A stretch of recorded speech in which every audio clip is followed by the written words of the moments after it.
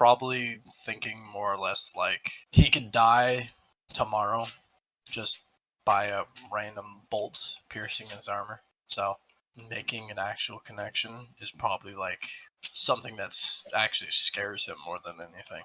There's an aspect of Alysanne's personality that placates that fear just a little bit, because like she is like Zarrus. You find something special in her that probably does make you paradoxically a bit more scared. You know. I'm going to turn to her and I'm going to say, I'm never really sure when it comes to this kind of stuff, but I was wondering if this could not be our last night. Maybe I do survive out there on whatever next adventure I have. I could come see you again. She traces a finger on your plate armor on your chest, and she goes, "Funny you asked that. I was hoping to ask you something. I'm quite tired of my life here, and seeing the fantastic work you all do, the people you save, the things you must have seen on your way here before. Well, I want to be there for what you see in the future. I want to be an adventurer like you, a hero." Do you understand what that entails? The actual danger? Oh, she waves a hand. Danger. I know danger. I've seen a man have his guts ripped out. I've seen a man have his fingers and toes slowly cut off in a torture chamber. I've seen horrors unimaginable. I don't think you fully understand exactly what you're saying. Her eyes kind of shine a little bit with determination, and her expression is one of being steadfast and absolute in her desire to leave this town, to find something more, no matter what the cost. And her smile kind of lessens a bit, but not in like a way that suggests that she's displeased with you or the situation. It's more of like a seriousness that comes on her face, and she nods, and she says, "I understand, but I'm willing to find what's out there, and I'd like to do it by your side, if you'll have me." Well, I'm definitely not going to say no, but can't promise to always keep you safe. "Oh, well, don't you worry about me." And then she produces a small fireball from her hand, and she says, "I can keep myself safe." And then she tosses the fireball across the river, and it erupts in like a sphere that nearly fills the entire center of the river over here. And that actually pairs quite well with the next explosion of fireworks from overhead. It paints the scene entirely around you with a very deep crimson red. And she'll say, "So, are we a pair then?" It's a deal. And then she leans forward to kiss you. I return the favor. All right. And you guys lean forward, and just moments before your lips touch, there is a dark crimson plasma blade made of light erupts from Alysanne's chest, and you see the light goes from her eyes instantly as the blade instantly pierces through her heart. And out of seemingly nowhere pops a dark blue tiefling with ram's horns, an imposing figure, 8 feet tall, and he removes the blade from Alysanne's lifeless body and gives her just the lightest of shoves, and she tumbles over the bridge and falls into the raging river below you, and she is gone. And then, Well, Fuck. I turn to the giant hulking creature in front of me in a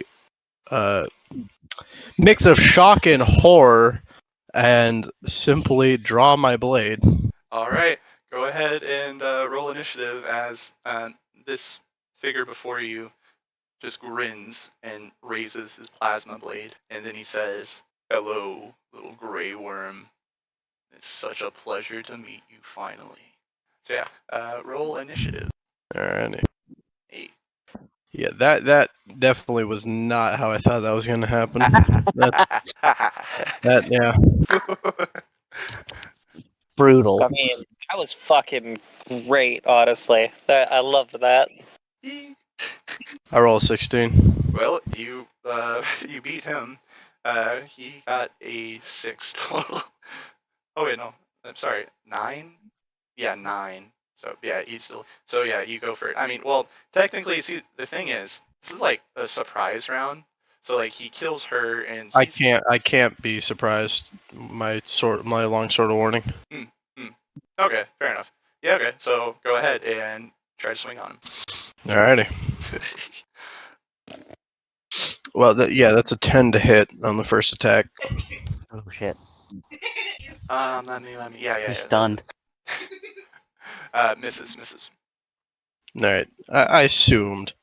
How about a 14 this time? Misses. God. He's just deflecting both of all of your attacks with his plasma blade.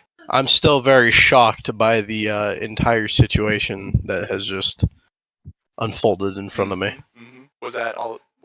Can you only do 2 attacks right now? Oh yeah, no, that's definitely my turn. Okay, so Malachar, or not this hulking tiefling before you introduces himself. He takes his plasma blade and he lowers it to the ground and does like a slight bow, as if you two were engaged in like a fencing match, and he goes, "I am Malachar, and you will know fear by my hand." And then he swings at you with his plasma blade. So, how's a 23 sound? Only slightly hits me. Mm-hmm.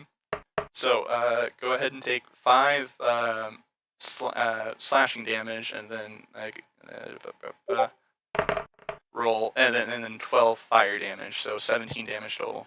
Resistant to fire damage, tiefling and all that, so 6 fire damage. Okay, I gotcha. And then he's gonna swing again. So a 14 definitely misses, but a 21 hits, right? Just barely. Yeah. Okay. Okay, so it takes 6 slashing damage and then 4 fire damage again. 26. 12 slashing damage. And then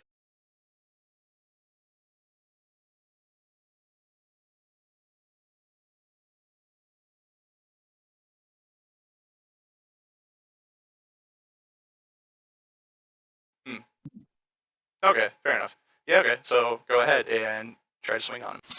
Alrighty. Well, that's a 10 to hit on the first attack.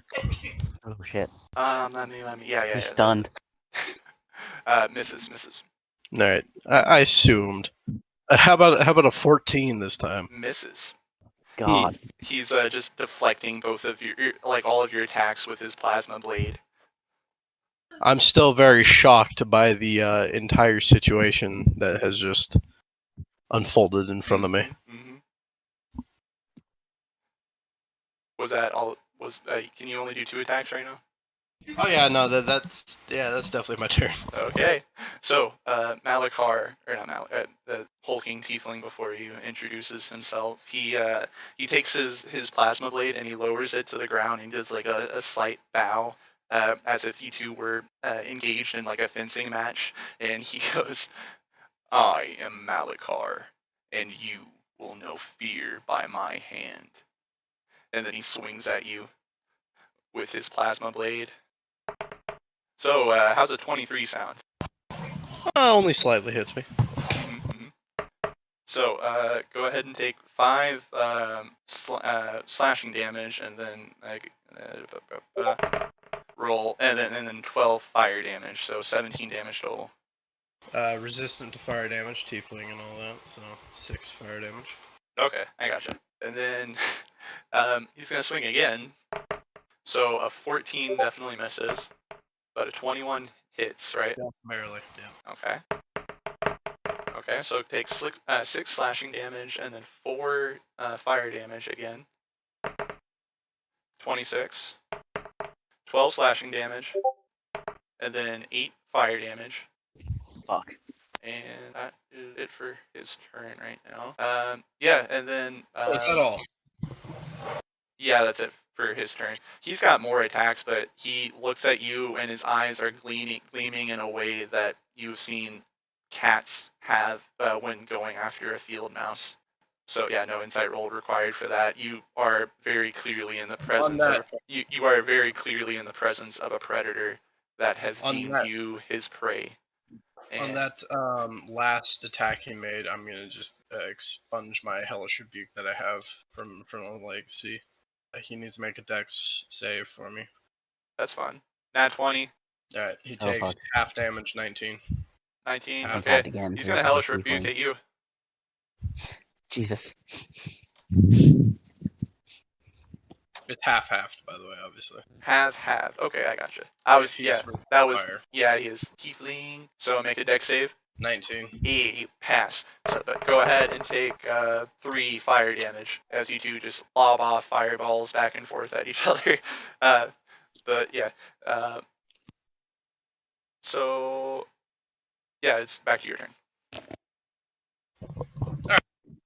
I definitely see when I'm outclassed, so I just cast darkness right at my feet and then jump off the bridge. I love this strategy so much more than you fucking know. Yeah. So he's gonna have disadvantage on that reaction to hit me as I just leap off the fucking bridge. Okay. So his reaction, yeah. So. And I shout a curse in Infernal. Just tell him to go fuck himself. All right. Sorry, I just got to roll for that attack. Okay, so does a 20 hit? Nope, it does not.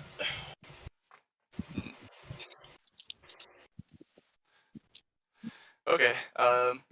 So you plunge down into the water below. Then is that your turn? So I just let the current take me downstream as fast as it can and helping him along the way. Okay. So you jump off and he peers down at you and he's just grinning. And you float down over here and you are not at all surprised to see him over here watching you as you go. And then he extends his plasma blade and he throws it at you. And it goes farther, much farther. You are much farther and with much more force behind it than you might expect it to be thrown, even with a muscular athletic figure like that he has.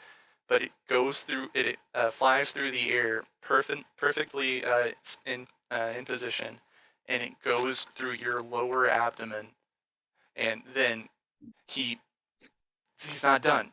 He reaches his hand out and he stops you and he lifts you up almost telekinetically. You're not sure. This is an experience you've not had before. And then he throws you onto the cobblestone bridge back where you just jumped from. And then he walks back over to you and he says, "We're not done yet." Fuck. Profusely bleeding from my abdomen now. You look down to check to see if you are bleeding, in fact, and the wound is cauterized. But it was you tenderly feel, you reach down and you're like, he might have got my kidney. That's the word of the day. Yeah, no, apparently. Well, I guess it's technically his turn. Still, unless you count that as his turn. I mean, yeah, that's his turn. I mean, I'm already using a stacked deck against you. I'm you know, and again, he's like going with the mentality of playing with his food, you know. So yeah, he looks down at you. You're probably still splayed out on the ground, and then he just like very arrogantly raises his forefingers and he brings them to himself and as like a gesture of like, come on, get up. And in fact, he does say that. He says, "Get up, pick up your blade, show me what a gray knight is worth." And I follow suit. I pick up my sword. I just take my shield and chuck it to the side, so I lose a little of my AC. And I just two-hand the sword and charge straight at him. Okay. I'm gonna make I'm gonna use my. Make sure it's this level that I got it. Bonus action to second wind. So I will gain 1d10 plus 7 HP. That's an 8 plus 7. And I will swing at him twice. Okay. So first one is fucking Christ. 11 which misses, and the second one's a 25. Wow. Yeah, that absolutely hits. Alright. And that's gonna be that didn't even land on a side, but okay. Apparently that's a 6 for sure. 11 damage. Okay, awesome. The first time you're able to glance a blow on him, it is it's a thrust of the tip of your sword as you try to stab him directly through the head, but it's not the direction just wasn't there. But you do get him, you cut him right along his cheek. It's very chiseled cheeks, and he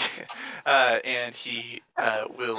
His head is thrown back for a second, and he does that. He raises it back slowly, and his wide, toothy, fanged grin is even wider as the blood flows down his cheek into his open mouth. And he takes his tongue and he licks it, and he goes, "Yes, that's what I like." And then he, oh, I'm sorry, is that the end of your turn? Yeah, no, that'd be it. And then he swings back at you with his plasma blade. Let's see. Damn it. 11. Does that hit you? No. Okay. So for the purposes of this, I'm going to work in more like proper lightsaber battle mechanics into this. I've been thinking about like lifting some things from the 5e Star Wars conversion, but for this purpose, whenever you miss, both of you miss, you two are like stuck, like struggling in a blade clash moment where your blades are on top of each other. You're trying to use your strength to push each other back. That sound good? Okay. Yeah. So, and this is above table knowledge. If you were in Zarrus's shoes, I mean, you quite literally are. But if you were experiencing everything like through only Zarrus's, perspective of things, if you were there, Michael, you might be surprised that the plasma blade is not cutting through your sword. It's giving a lot of resistance, and it's like you can feel the heat emanating from it, but it's not just slicing through it like hot butter. It's strange. But as you two are clenched in your struggle, blades across from each other, there is a moment when you see that Malakar's grip, his two-hand grip on his plasma blade, starts to strengthen, and then in his eyes, because throughout all of this, you're just looking at his fiery red eyes burning, burning with a singular desire, to snuff your own flame out. Those same eyes start to sparkle, like crackle with blue and red energy, sparks of lightning almost, and then they grow and grow, and it begins to emanate from his forearm, and it travels down into his blade, where those same sparks are dancing around this plasma blade. And then with that sudden newfound grit, he pushes through your long sword of warning, and he breaks through it, destroys it, and you hear the clinking sounds of broken magical metal fall around on the cobblestone floor around you. And as at no more than a half second after that, he follows up with a second strike, and he cleaves through your hand. Your right hand? Is that your dominant hand? Left. Left. He cleaves through your sword hand and amputates it, and it so too falls to the ground. And then he on your opposing side, he skewers you through with his plasma blade on your the other side of your abdomen that was not struck the first time, and you fall to your knees, and you find yourself, you don't remember falling down all the way down, but you do, and you are just looking up at the sky as the last bits of fireworks go off around you, and he disengages his lightsaber, his plasma blade, this plasma blade, and Copyright. Technically speaking, it would just be called a Sun Forger. All right, there is a well, D&D item. no, for yeah, this. right. I know, but this is This is a homebrew item. yes, plasma blade. I know. So you're seeing the beautiful last remnants of the fireworks go off in the sky, and up above you, you see Malakar's face. He's no longer grinning, but he seems satisfied and resolute in his mission, whatever mission he had coming here to strike you down when he so clearly outclassed you. And he kneels down. He not kneels down. He squats and he looks at you, and he looks you up and down, gives you an appraisal, and he goes, "Little worm, that was a better fight than I had expected. You did well." And he pulls out from a sack on his side a very similar looking construction as the one that he had just used to break your longsword of warning and bring you to death's door. He holds it up so that you can see it clearly, and it is a similar looking hilt as the plasma blade that he had just used. And he goes, "Take this," and he places it into your hand, and he has it, and he arranges your arms to have it like on your center chest, as if you were prepared for being put out in a casket. And he goes, "Take this. When you find your strength, that's where you'll find me." And then he simply stands back up and walks away. And as he does walk away, one of the last things that you hear, Zarrus, before the void takes you, is a very haunting whistling, as if this was just a game to him. All that he took from you was just a fun night out. And as he gets farther and farther away, you hear.